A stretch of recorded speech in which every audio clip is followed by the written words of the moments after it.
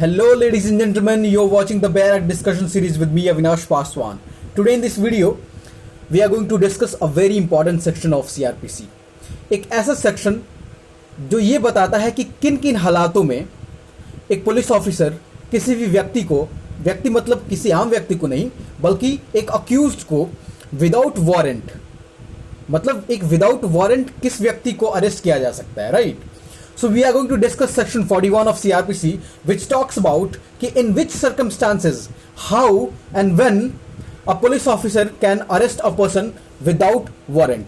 First and foremost, a police officer may arrest a person without warrant. एक police officer, एक police अधिकारी किसी व्यक्ति को बिना वारंट के अरेस्ट कर सकते हैं जब when the police officer has reasonable suspicion, has a credible information to believe that that person has committed a cognizable offense. ठीक है, हमें पता है कि हमने ऑलरेडी डिस्कस कर रखा है section 154 which talks about that when there is a information in the case of cognizable offense. ठीक है, तो किसी भी पुलिस ऑफिसर के पास एक क्रेडिबल इंफॉर्मेशन है, वो एक रीजनेबल अप्रीहेंशन है, एक रीजनेबल सस्पेक्शन है, और वो आ सकता है उस पुलिस ऑफिसर के खुद के द्वारा भी या फिर किसी इंफॉर्मेंट ने सेक्शन 154 में इंफॉर्मेशन दी है पुलिस को कि अ person has committed offence which is cognizable offence. In that circumstance, in that case, the police officer may arrest that person without warrant, right? Fine. Another case is, another circumstance or another condition when a person can be arrested without warrant is of a case of a house breaking. अगर कोई व्यक्ति illegally, unlawfully किसी भी व्यक्ति के house में trespass हो गया है और मतलब he has illegally entered into, broke through into someone's house, which is commonly known as house breaking. In that circumstance, upon a complaint, the police officer can arrest that person without warrant, right? देखिए, एक term होता है proclaimed offender. Proclaimed offender क्या होता है? Proclaimed offender is a person who is who is habitual of committing offense. तो वो या तो सीआरपीसी के किसी प्रावधान के according to some provision of the CrPC he has been proclaimed as a offender और by order of the state government home ministry जो होती है जिसके पास पुलिस पुलिस व्यवस्था का कारोबार होता है, अगर वहां से कोई नोटिस आ जाता है कि this person is a proclaimed offender, so such person can be arrested without warrant. उसके लिए मजिस्ट्रेट का वारंट लेने की जरूरत नहीं है. So such person can be arrested without warrant. Another condition when a person can be arrested without warrant is, मान लीजिए कोई व्यक्ति there is some person who was serving in armed forces. Armed forces क्या क्या हैं हमारे देश में?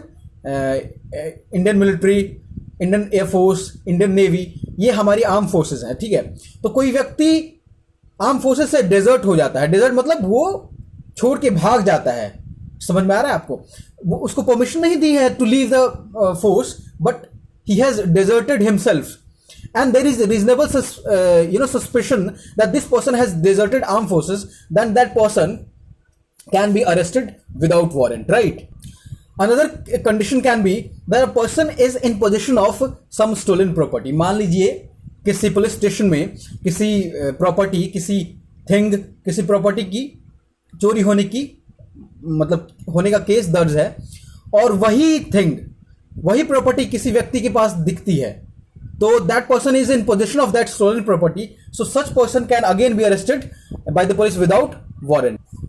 Another condition can be that a person is obstructing. एक व्यक्ति है जो कि रोक रहा है, obstructing the police officer from doing his lawful duty. एक पुलिस ऑफिसर हैं जो कि अपनी लॉफुल ड्यूटी कर रहे हैं. मान लीजिए उस व्यक्ति को अरेस्ट ही करने के लिए आए हुए हैं, ठीक है, या फिर किसी और व्यक्ति को अरेस्ट करने के लिए आए हुए हैं, या फिर सर्च के लिए आए हुए हैं और उनको ऐसा नहीं करने दिया जा रहा है. Some person is obstructing, so that person can be arrested without warrant. And another thing is that if a person has been arrested, has been taken into custody, और वो किसी तरीके से फोर्सफुली वो एस्केप हो जाता है, right, from the custody of the police officer, then that person can be arrested without warrant, right? Another condition can be that a person has committed a offense but not in India. एक person है जिसने कि एक offence commit किया है but not in India, but अगर वो offence India में कमिट होता तो वो पर्सन लॉफुली अरेस्ट हो सकता था, right, bye the police without the warrant. In that case अगर किसी फॉरेन कंट्री में उसने कमिट किया है ऑफेंस और उस फॉरेन कंट्री के साथ हमारा एक्स्ट्राडिशन ट्रीटी है. एक्स्ट्राडिशन ट्रीटी क्या होता है, मैं अगर आपको एग्जांपल दूं तो मान लीजिए, हाँ, इंडिया और यूके के बीच में एक्स्ट्राडिशन ट्रीटी है. विजय माल्या वहां मतलब यहां एक ऑफेंडर है जो कि यहां से भाग गया है यहां पे इकोनॉमिक ऑफेंस करके. नाउ दैट पर्सन अगर वो इंडिया में होता तो he would have been behind the bar. अब वो क्योंकि यूके में है तो हमारा यूके और इंडिया के बीच में एक्स्ट्राडिशन ट्रीटी है. तो इस केस में क्या हो रहा है, Indian government has been continuously asking the UK government कि आप प्लीज उसको भेजिए. एंड अगर यूके गवर्नमेंट की तरफ से परमिशन मिल जाती है then that person can be arrested by Indian investigating agency lawfully in UK itself, right. अच्छा, अनदर केस इज, मान लीजिए कि एक ऑफेंडर है, एक अक्यूज्ड है जो कि आपके जुरिस्डिक्शन में नहीं है, मतलब एक पुलिस ऑफिसर के जुरिस्डिक्शन में नहीं है और किसी और जुरिस्डिक्शन से भाग के आया हुआ है, ठीक है. तो फ्रॉम ऑर्डर मान लीजिए कि जिस पुलिस ऑफिसर पुलिस स्टेशन के जुरिस्डिक्शन से भाग के आया है उस वहां के जो पुलिस इंचार्ज हैं उन्होंने एक मतलब रिक्वेस्ट करी है इस पुलिस ऑफिसर के पास. वो रिक्वेस्ट कैसी हो सकती है, दैट कैन बी ओरल और that can be written, right. So that person again can be arrested without warrant, right. एक और कंडीशन है इसमें कि अगर किसी व्यक्ति ने वायलेट किया है सबसेक्शन 5 ऑफ सेक्शन 356, अगर उसको वायलेट किया है तो भी वो विदाउट वारंट अरेस्ट किया जा सकता है. अब सबसेक्शन 5 ऑफ 356 या फिर 356 है क्या, इसके बारे में हम एक अलग से because that is an important section of CrPC जो कि बहुत ही एग्जाम फ्रेंडली है और इसलिए हम एक नया वीडियो उसके ऊपर बनाएंगे and we will discuss that section in. Another case है सबसेक्शन 2 जो है, अभी तक इससे पहले जो हमने कहा, जो हमने समझा, that was subsection 1 of section 41, राइट. सबसेक्शन 2 में क्या कहा गया है कि इफ पर्सन और persons are offenders as per section 109 and 110 of CRPC, then those persons can be arrested without warrant. तो इस तरीके से मेनली हमें ये समझना है कि सबसे पहले तो a person who has committed a cognizable offense can be arrested without warrant.